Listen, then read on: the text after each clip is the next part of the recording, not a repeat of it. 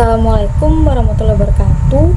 Saya Nur Afni Yazia dengan akhiran 40 dari kelas A angkatan 23. Saya akan membawakan materi kenapa belajar bahasa dan sastra itu penting. Langsung saja kita ke materi yang pertama, yaitu tentang bahasa. Apa itu bahasa? Bahasa itu seperti alat yang kita gunakan untuk berbicara dan menulis. Ada beberapa hal penting yang perlu kita tahu tentang bahasa. Yang pertama, fonologi. Fonologi itu tentang bagaimana kita mengucapkan bunyi dalam bahasa. Misalnya, bunyi P dan B yang berbeda dalam kata papan dan bapak. Yang kedua, morfologi. Morfologi itu tentang cara kita membuat kata-kata. Contohnya, kata berlari terdiri dari kata dasar lari dan awalan ber. Yang ketiga, ada sintaksis. Itu tentang bagaimana kita menyusun kalimat.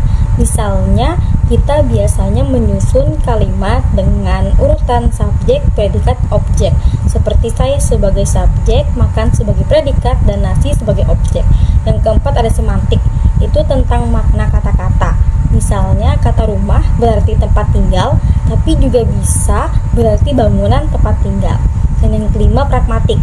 Itu tentang cara kita menggunakan bahasa dalam situasi yang berbeda. Misalnya, kita berbicara dengan cara formal di tempat kerja dan lebih santai dengan teman. Mengetahui hal-hal ini membuat kita berkomunikasi dengan lebih baik dan mengerti makna dari percakapan. Langsung saja kita ke materi yang kedua, yaitu tentang sastra. Apa itu sastra? Sastra adalah karya yang menggunakan bahasa untuk bercerita atau mengungkapkan perasaan. Ada beberapa jenis sastra yang bisa kita pelajari. Yang pertama, puisi.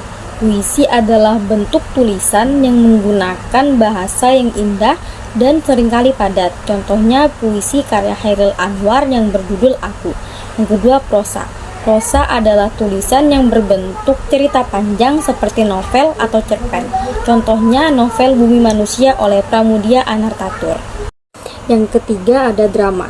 Drama adalah karya sastra yang ditulis untuk dipentaskan di panggung, seperti Hamlet oleh William Shakespeare.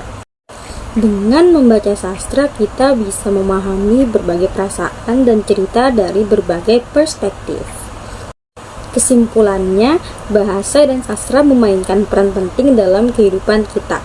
Bahasa memungkinkan kita berkomunikasi dan memahami orang lain dengan baik.